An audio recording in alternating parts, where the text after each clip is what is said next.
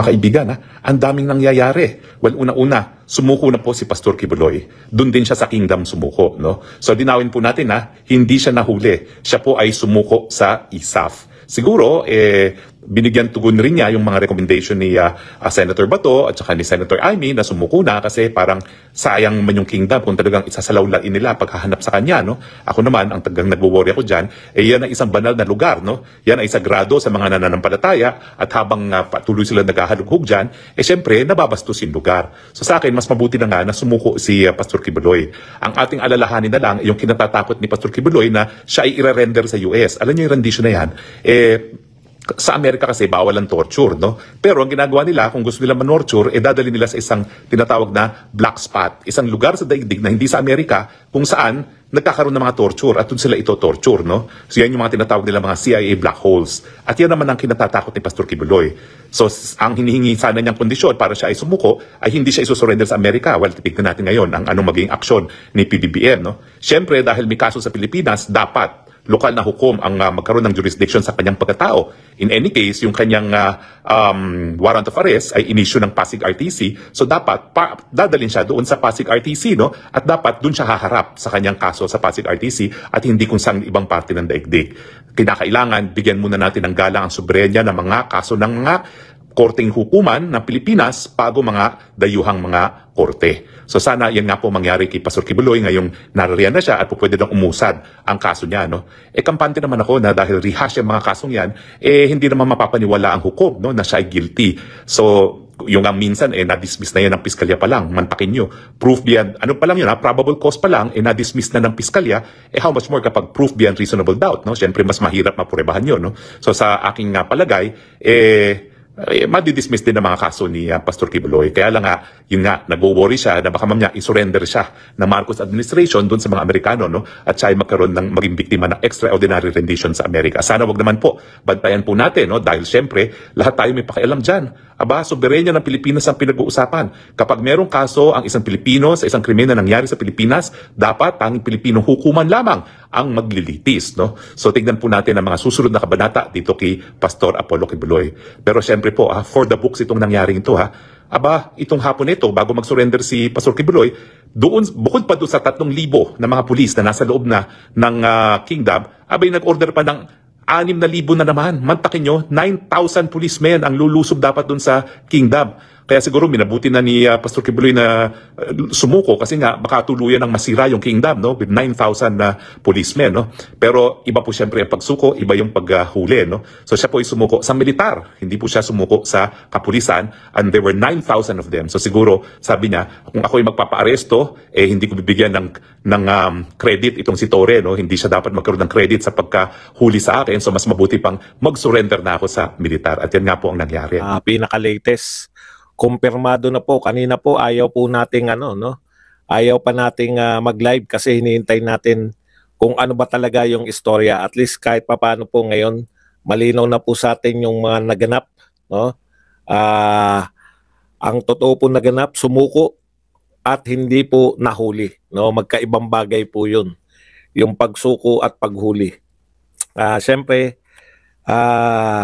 nakita po natin yung relief. Sumuko po, no? Kasi gusto po nila na pakita po, gusto po nila para mas maganda po, mas dramatic, mas pwede nilang i-claim. Pag sinabi po kasi na nahuli, yan, kanya-kanya ngayon na lang kanya-kanya na pong ang problema kasi sa press, marami po na kuryente dahil po sumunod dito kay Ben-Hur Abalos. Ayan po, si Ben-Hur Abalos po ang unang pinagkunan nitong impormasyon na to. Nahuli na po si Apollo Quiboloy. Yan po ang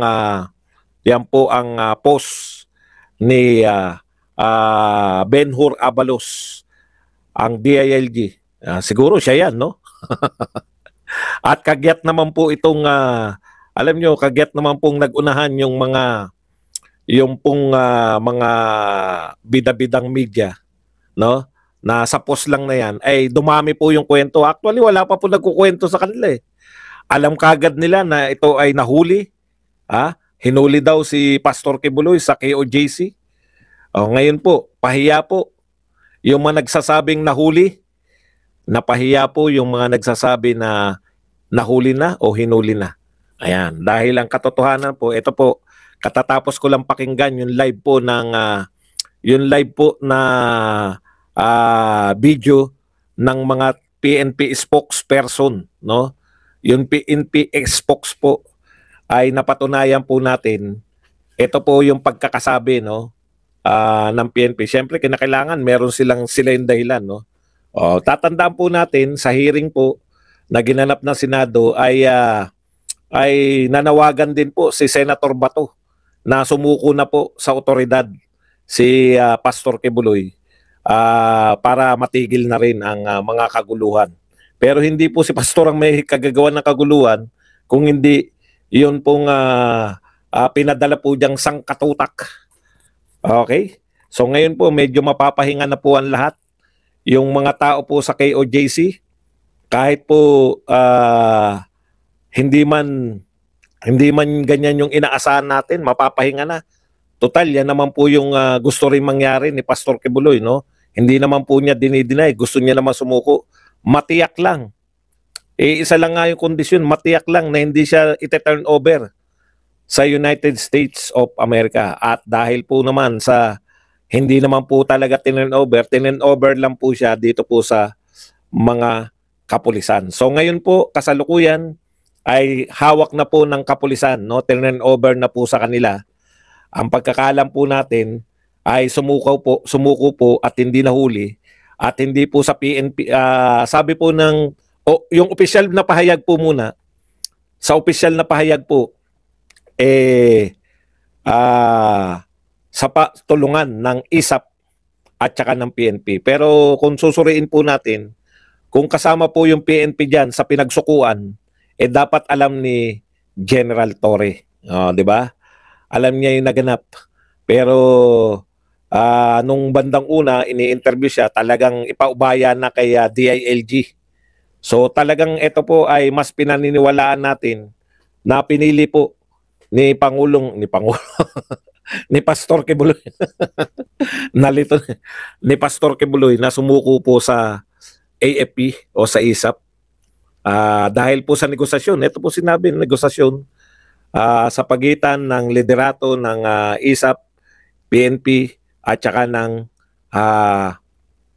ni Pastor Kibuloy. So kusa po, hindi po hinuli, kusa po na sumuko ito pong si Pastor Kibuloy. Na ngayon, nakita rin po naman natin, in fairness naman po, natuwa naman po si Torre kasi tinitignan ko po yung reaction ni Torre. Pag ito naging malungkot, no? Pag malungkot po, hinayang pag naging malungkot po si Torre, hinayang po, nanghihinayang po yan sa reward. Pero dahil po masaya naman, mas nangibabaw naman, tayo naman mga tao rin tayo, no? Maganda naman yung pronouncement hindi niya naman po sinalaula. After po na sumuko si Pastor Kibuloy, maganda naman po, no? Kasi kung iba yan, kung mga talagang mga yung mga halang na talaga ang mga bituka, mabuti nga di ba? Ganun yung in-expect natin. Pero in fairness naman po, ang sinabi naman po ni General Torre, mabuti naman po. Kaya nakumpirma natin na sumuko eh. Kasi mismo si General Torre ang nagsabi ng mga katagang ito. Kala ko nga malulungkot dahil hindi siya yung nakahawak no? Yung mga katagang mabuti naman at mabuti yung naisipan ni Pastor Kibuloy na sumuko. Hindi naman niya sinabing sumuko, no? Na ayan.